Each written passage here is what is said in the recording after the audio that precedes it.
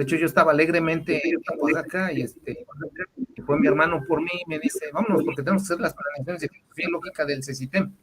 Digo, sí, de hecho nada más vine a pintar y me fui a dar un paseo por Oaxaca Express de una semana. Digo, y sí tenía que regresar porque tengo clase en Casaurán, ¿no? Y dije, sí voy a regresar porque ahí en la comunidad de Poscótula sí hay internet, pero no tiene la misma calidad que el de acá. Bueno, vamos a leer la cuarta y la quinta etapa y después vamos a hacer unas presentaciones ya de lo que es el método de la pedagogía comparada. A ver, dicen, cuarta etapa. Coincidiendo con el surgimiento de las ciencias sociales a fines del siglo XIX, comenzó a reconocerse la importancia de las relaciones dinámicas que ligaban educación y sociedad. La educación siempre va a estar ligada con la sociedad. Y de eso habla mucho Guillermo Marín Ruiz, que el gobierno y sus políticas educan a una sociedad a como les conviene. Si les conviene una sociedad capitalista, utilitarista, o que diga que lo más importante es hacer lana, tener bienes, éxito empresarial, pues así los va a educar, ¿no? Que es como los educan los gobiernos de la ultraderecha mexicana, del PRI, del PAN, etcétera, ¿no? Y sus aliados. Por otra parte, los gobiernos de izquierda o socialistas los educan en que lo importante es la comunidad, la sociedad, el trabajo digno, la ética política, el combate a la corrupción, aunque a veces no haya tanta congruencia. Pero bueno, esa es su línea, una línea de política pública. Lo importante es incluir, ¿no? Por ejemplo, ahorita hablan de la escuela al centro. Antes, en las políticas educativas anteriores, el factor principal era el maestro. Algo no sale bien o algo falla en el sistema educativo, la culpa no la tienen las autoridades ni el gobierno. La culpa la tiene el maestro. No está preparado, está mal educado. Hay que evaluarlo. Y ahí vienen las protestas. Por ejemplo, ahorita en Oaxaca me tocó un bloqueo de 1 hora y media. Apenas me decían, ¿por qué a Oaxaca le dicen a la ciudad borracha? Porque siempre está tomada. Y eso me lo dijeron en el tour, y ya en la noche, a las 9 de la noche, quería yo llegar a mi comunidad, que está como a 2 horas, me tocó un bloqueo, y llegué casi de madrugada. Entonces, bueno, pero me da gusto esta lucha digna de los pueblos del Magisterio Nacional de la sección 22, porque todas las carreteras de Oaxaca a Puebla, pasando por la entrada de la Ciudad de México, están. No queremos más, no queremos más. Cente de pie. López Obrador cumple.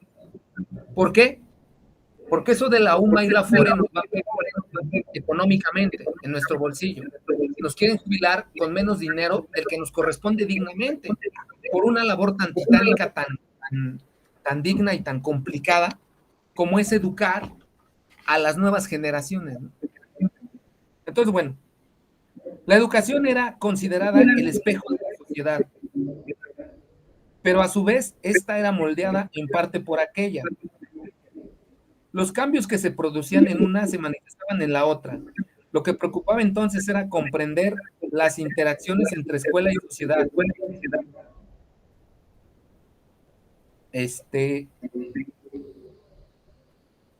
Por el análisis de las fuerzas históricas y los factores contemporáneos que habían dado forma a ambos.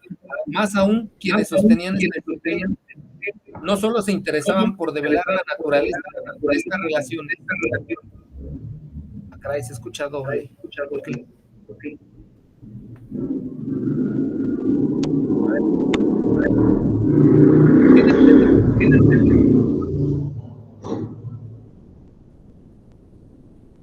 ¿No? Es que escucho doble, no sé por qué. A ver, espérame.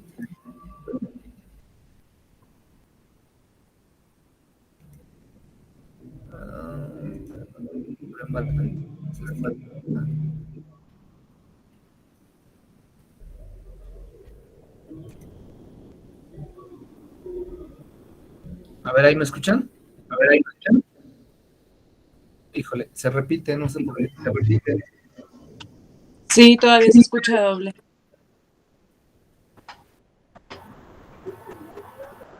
A ver. Yo ya cerré todo, ya nomás tengo una ventana de mí.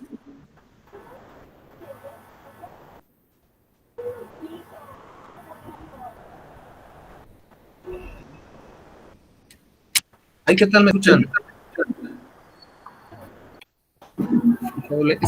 Bien.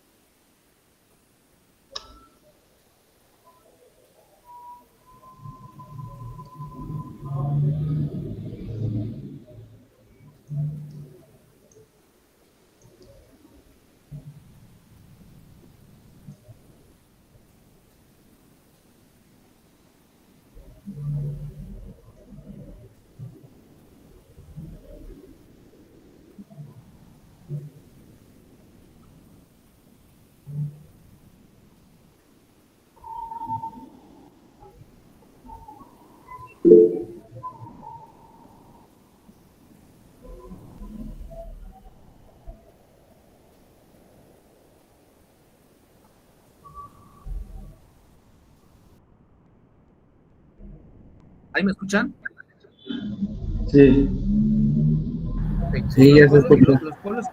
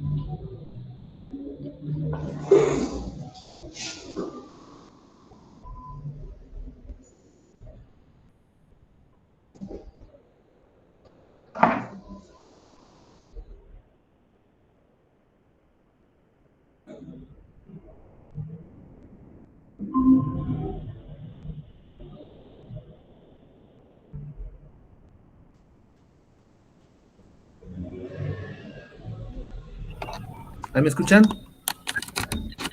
Sí. Sí. Sí. ¿Ahí me escuchan? Sí. ¿Ya no se escucha doble? No. No. Ah, ya empezó a oírse otra vez. Ya se empezó a escuchar otra vez doble. Está raro, quién Exacto. sabe, pero ya cerré todo. Bueno, retomo, le subo las diapositivas. Esto nada más es una cuestión de la historicidad de las etapas ante las cuales se fue desarrollando el modelo de la pedagogía comparada. Como ustedes se darán cuenta, fue evolucionando a través del desarrollo histórico de la humanidad. Les comentaba yo que cada reforma educativa va de la mano de la cosmovisión, de la ideología o de la forma de ver del gobierno en turno la educación. Hablando de la educación bancaria contra la educación no bancaria o de la educación capitalista neoliberal utilitarista o empresarial contra la educación no empresarial o socialista o comunal, hay una gran diferencia. Gobiernos anteriores educaban en competencia para el trabajo, no necesariamente digno, y educaban en la idea de que tenía que satisfacer las expectativas del cliente, sobre todo en escuelas tecnológicas de nivel medio superior y superior, desde un enfoque neoliberal, donde nos enseñaban que el neoliberalismo era bueno, porque expandía las fronteras comerciales, porque abría los negocios al extranjero, porque daba oportunidades para todos a través de la modernización, con lo cual disfrazaban la privatización de sectores estratégicos del país, como educación, como salud, como vivienda digna, por mencionar algunos. Con la panacea de que el outsourcing o la subcontratación de mexicanos a través de empresas extranjeras era lo mejor que podía haber. Y que iba a haber trabajo para todos. Mal pagado, pero trabajo al fin. Temporal, pero trabajo al fin. Este gobierno vino a regularizar todo eso, el outsourcing, quitó a los maestros que antes eran juzgados por los malos resultados del sistema educativo, que decían que eran unos inútiles, flojos y buenos para nada,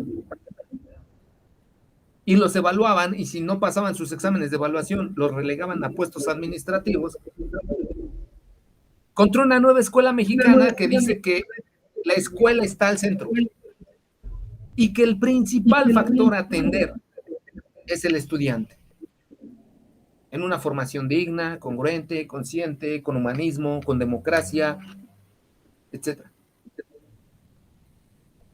Entonces, hoy en día tenemos ante nosotros un gran reto con la nueva escuela mexicana, que pide primero educar en humanismo, educar en cultura, educar en una identidad, educar en un respeto a la madre naturaleza o al medio ambiente, ¿no? Por ejemplo, yo ahí les manejo mucho una situación de que somos hijos de la madre tierra y a la madre tierra vamos a volver, por eso nos entierran, y ahorita con esta maldita pandemia, hasta esa dignidad de enterrarnos se nos quitó, y ahora nos incineran. Algo muy fuerte, ¿no? Digo, fue algo muy fuerte para mí ver que mis familiares que perdí por COVID y otra por diabetes, pues sí, la de por diabetes tiene ahí su tumba y le siguió su hermana, pero su hermana nada más tiene ahí un pequeño cuadrito porque ahí se puso su incinerado, o ahí se echaron sus cenizas. Pero es una cuestión de ahorro de recursos, ¿no? Ahora con el COVID te incineran y contaminas menos. También ya está prohibido que tire las cenizas de la mano. Entonces es una reeducación. La vida saludable es fundamental para que cada día nos alimentemos mejor. El cuidado del medio ambiente es una piedra angular para que pueda llegar la evolución del uso de las tecnologías renovables, no nomás puede llegar así como así, y tiene que ir más allá de cuide el agua, no tires basura, porque ya vimos que se viene la tercera guerra mundial, que es la guerra por el agua, ya no hay agua, en Oaxaca ya no llueve, yo le tuve que robar agua al vecino, porque en mi toma de agua no había agua, ni para el baño, eso ya me dio miedo. Entonces ya no más está pasando en Monterrey, ni en Ecatepec. La crisis del agua es una crisis global y mundial. Y hay un libro de un maestro llamado Alfredo Jalil Rame, que es un geopolítico educador de las nuevas conciencias, que habla de que la tercera guerra mundial va a ser por el agua. Entonces, bueno, por eso es vital el cuidado, la educación en el medio ambiente. Desde los 17 pilares de los Objetivos de Desarrollo Sostenible, que ya no se cumplieron desafortunadamente por esta maldita pandemia. Hambre cero, trabajo digno para todos, cuidado del medio ambiente, agua limpia para todos, cuidado de las especies marinas. Pero la línea de política pública que nos mandan es, aunque ya no se cumplieron, tenemos que educar o reeducar a las nuevas generaciones bajo estas líneas, porque si no se van a seguir acabando el mundo, el planeta. ¿No? Se trascendió que cuando Maná cantó en Monterrey, cómo quisiera poder vivir sin aire, cómo quisiera poder vivir sin agua, los rechiflaron porque ¿es burla o qué? En Monterrey no hay agua. Bueno, así va la canción.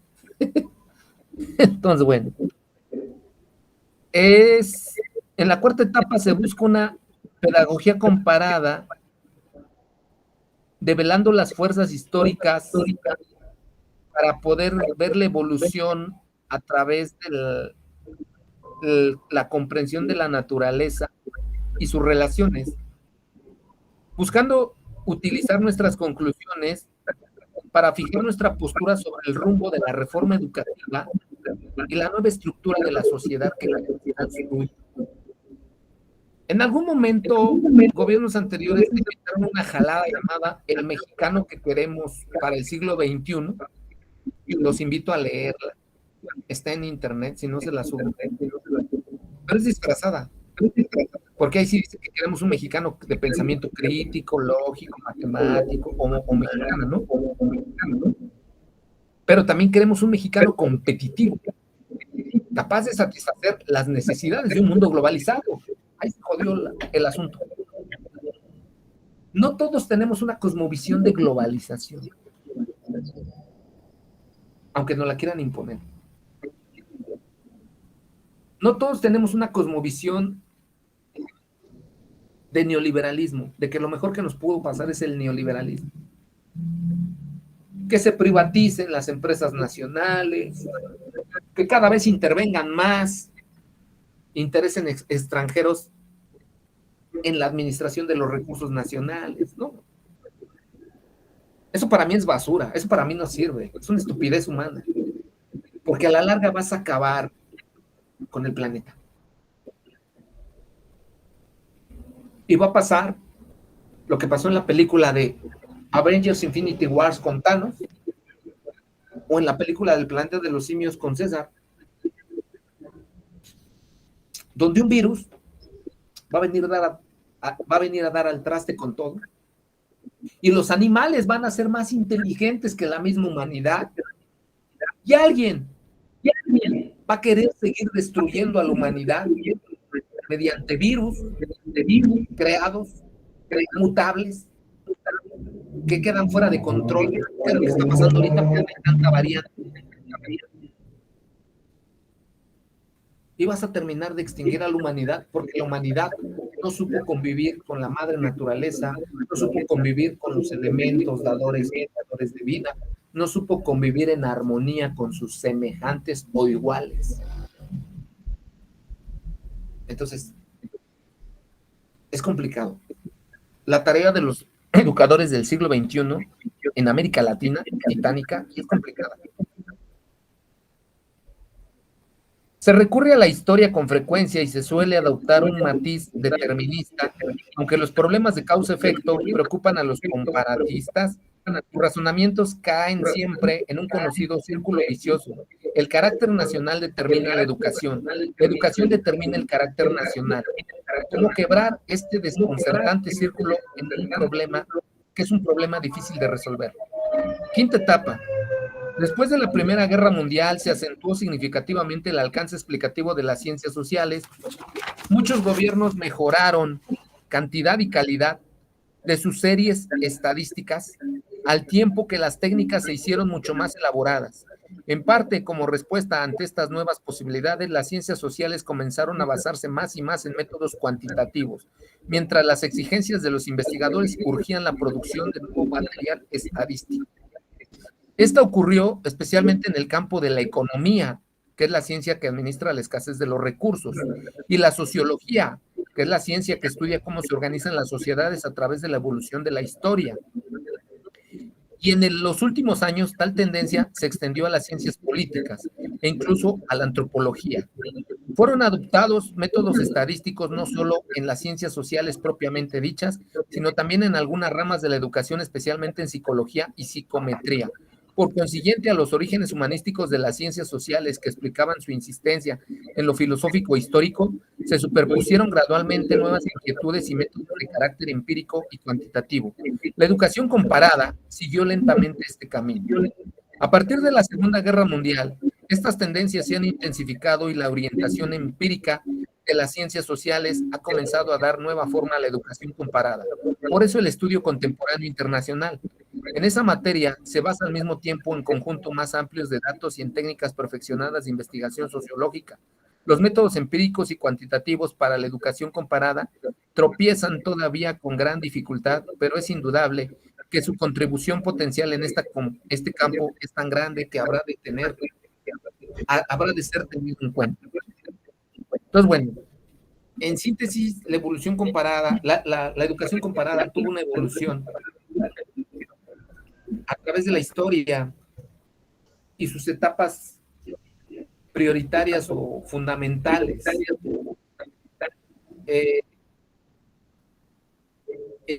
Pasó desde la historicidad, se divide a la evolución del mundo en 4 etapas o periodos históricos: edad antigua, edad media, edad moderna y edad contemporánea. En la edad moderna Gracias al enciclopedismo, a la ilustración, al siglo de las luces, al surgimiento de las diferentes ciencias y tecnologías, se pudo crear el astrolabio, la máquina de vapor, el motor de combustión interna. La gente dejó de ser tan fanática religiosa a pesar de la imposición y las guerras sagradas o santas de los caballeros templarios, y empezó a ver al mundo de la razón, al mundo de Isaac Newton, de Copérnico, de Galileo Galilei. Y también surgieron dentro de la idea de la ilustración las políticas o ideas de abolición de la esclavitud, de libertad, etcétera. Hoy en día nos está tocando vivir una cuarta revolución industrial en el cual hay una nueva cosmovisión y hay un nuevo objeto y objetivo entre el sujeto cognoscente y el objeto por conocer. Hoy en día, si no sabes utilizar un celular o una computadora, estás jodido, estás fregado. Y es triste ver, incluso con mis propios primos o familiares, cómo se apegan al celular. ¿Cómo se apegan al celular? Por acá estaba yo comiendo y atrás tenía la computadora de mi prima, 3 celulares conectados, una tía súper preocupada porque su bendito celular ya no cargaba, y ve cómo dependemos de la tecnología. Me pasó en Oaxaca, mi celular se quedó sin batería, le cambié el chip, tuve que comprar un cargador nuevo porque el bendito cargador que me llevé ya no cargaba, y estaba yo con una ansiedad y un estrés porque no iba a poder guardar las fotos de Monte Albán o de las zonas arqueológicas o de las zonas que visitara yo en mi tour oaxaqueño. ¿Sabes cómo me quité esa ansiedad? Recordando un maestro de mercadotecnia de la Facultad de Contaduría y Administración de la UNAM que nos dijo: señores, ya grande, ya longevo, ya abuelo de sabiduría, la mejor fotografía que pueden ustedes tomar en la historia de su vida, así avance la ciencia y tecnología, es la memoria histórica. Vean la imagen, fíjenla, cierren los ojos, y ese es como el clic para guardarlo en su memoria hasta los últimos días de su vida y hasta la eternidad, porque de recuerdos y memorias históricas y evolutivas vive el hombre, y gracias a eso evoluciona. Y se me quitó la ansiedad y el estrés. Dije, bueno, el mismo arqueólogo y antropólogo me lo dijo: no me grabe, lo va a subir a YouTube, no me grabe porque soy de Lina y puedo meterme en problemas.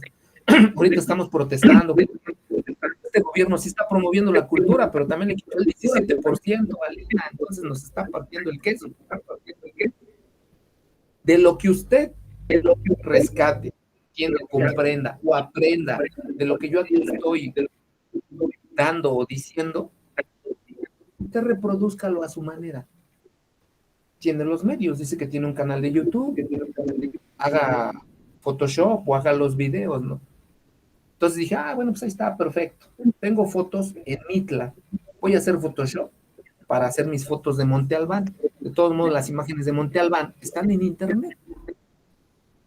Mitla y Monte Albán son parte de las maravillas de México, sino que es que del mundo también. México es reconocido como patrimonio cultural de la humanidad en ciertas zonas arqueológicas. Entonces, bueno, les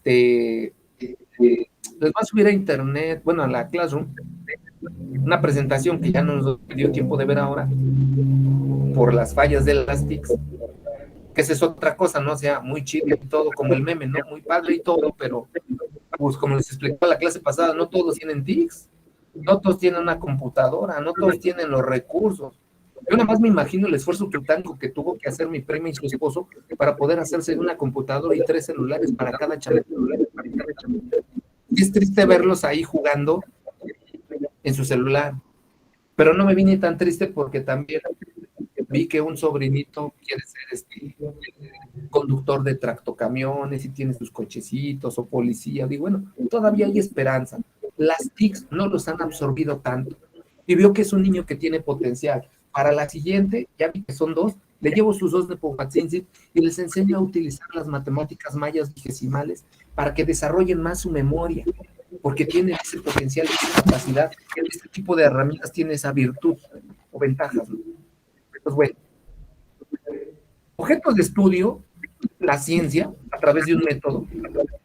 Para la educación comparada, aun cuando tenga diferentes enfoques, su objeto es estudiar los diferentes sistemas educativos de la nación o de otras naciones, o lo que es igual, la consideración del proceso de la educación en sistemas sociales concretos. Avanza.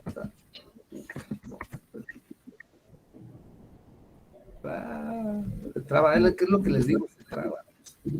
Ya las voy a formatear. ¿Alguna pregunta, alguna duda, comentario hasta aquí de lo que vimos el día de hoy? Esta diapositiva se las voy a subir.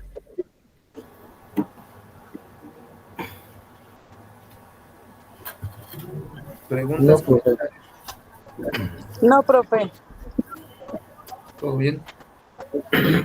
Sin embargo, para la educación comparada se ha planteado diversos objetivos de acuerdo al enfoque de cada autor, lo que genera diferentes definiciones. Para Marc-Antoine Julie, es un acto de contrastar las características y métodos educativos de diferentes países. Ya veremos los métodos más adelante. Su fin último es deducir principios verdaderos y reglas fijas de tal forma que la educación se transforme casi en una ciencia positiva. De ahí viene el positivismo. El positivismo es un enfoque filosófico de Augusto Comte, que es como se educa aquí en México, que es los avances de la ciencia y tecnología, cómo son utilizados para el bienestar y el desarrollo humano y sano de las nuevas sociedades. Para Noah Henkelstein, la educación comparada surge como el intento de emplear datos internacionales para comprobar afirmaciones sobre la realización entre educación y sociedad y entre procedimientos de enseñanza y resultados de aprendizaje.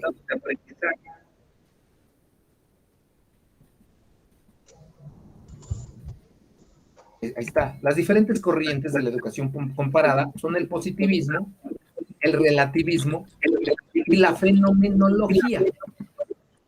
El positivismo nos habla y se refiere a la posibilidad de generar leyes generales sobre el fenómeno educativo. Vuelvo a repetir, sí, está bien usar la ciencia y tecnología en clases híbridas, o en pandemia, o en pospandemia, o en educación en línea, o híbrida,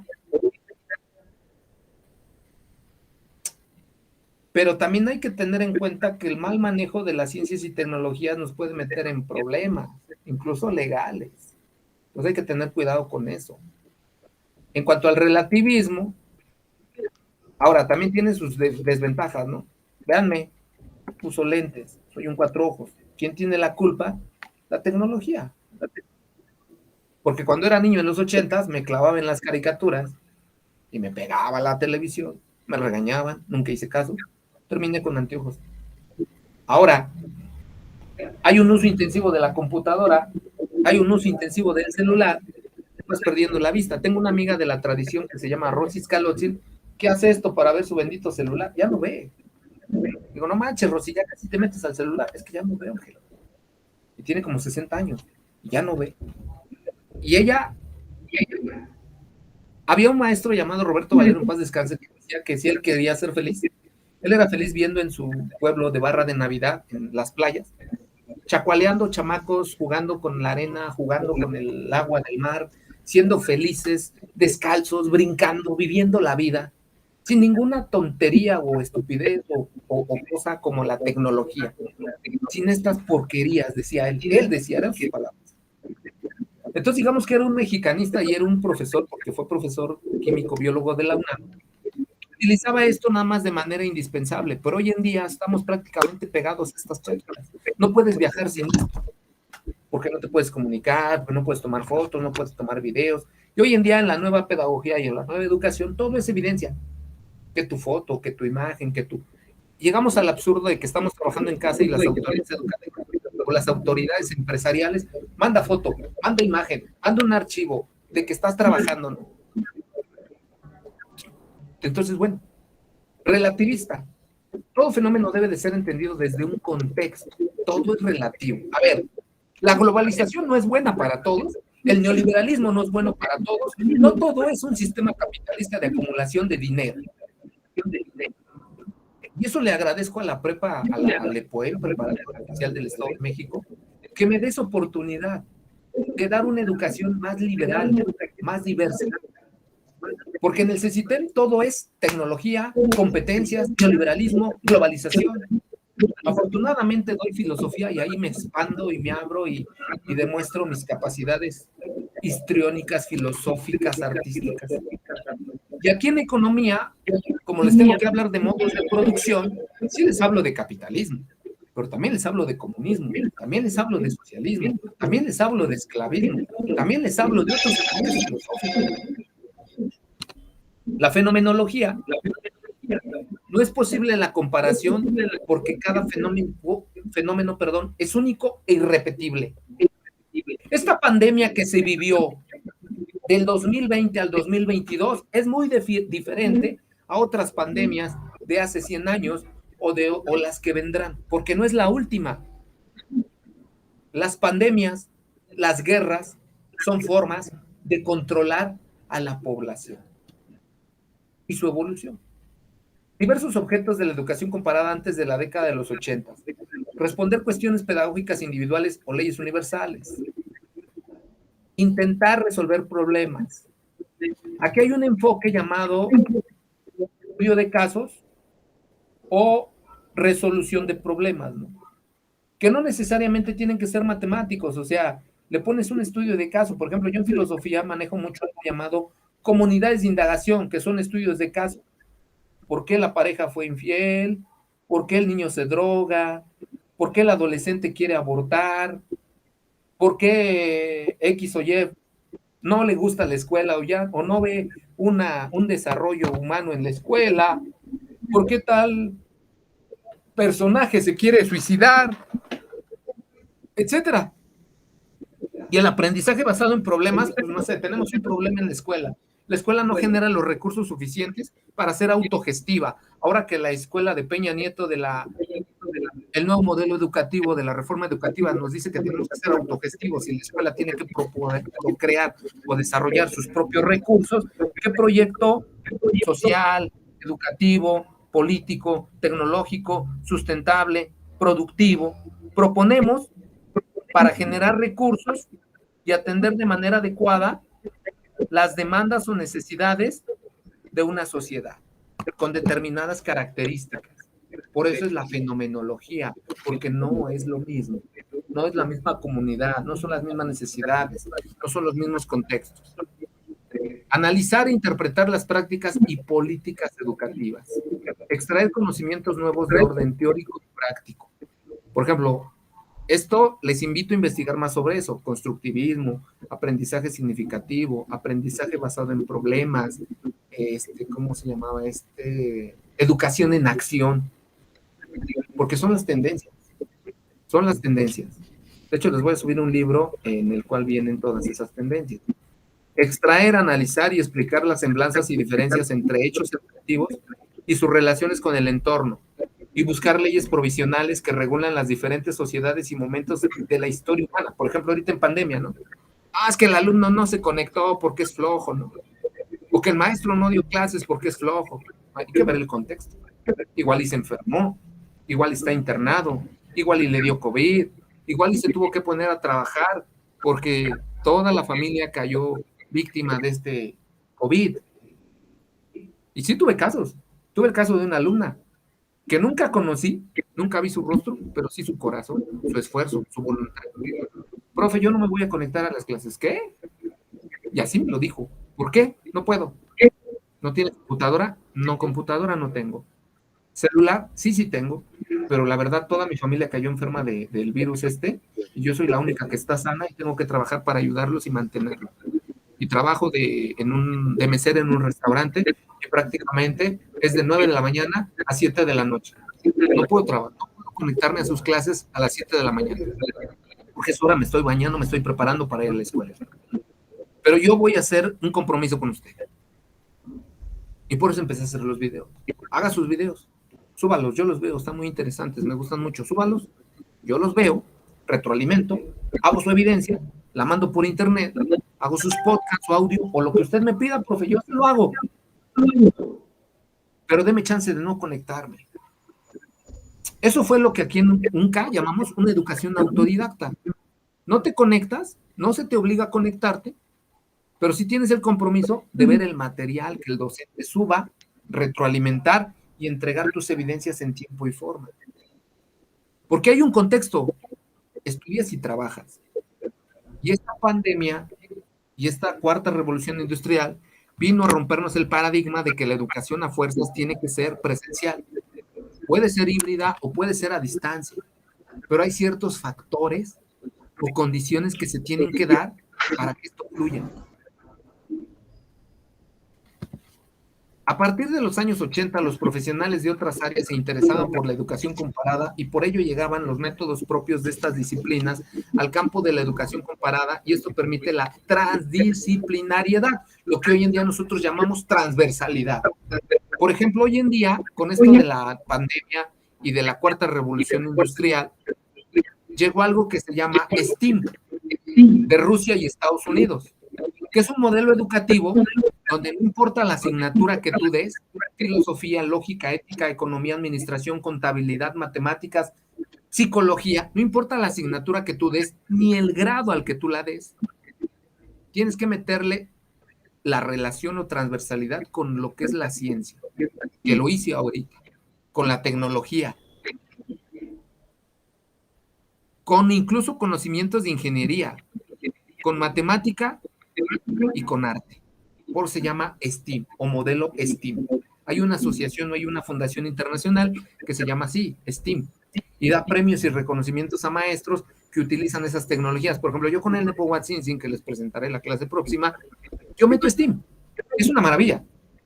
Los chavos quedan maravillados y dicen, ay, papantla, tus hijos vuelan. Le digo, pues sí, así de fregones somos. Y de esa cultura venimos, jóvenes. Desafortunadamente se ha perdido. Y vean cómo nos tienen y cómo nos necesita el sistema global capitalista neoliberal. Entonces, bueno, se busca la interdisciplinariedad a través de los métodos propios de sus disciplinas al campo de la educación comparada.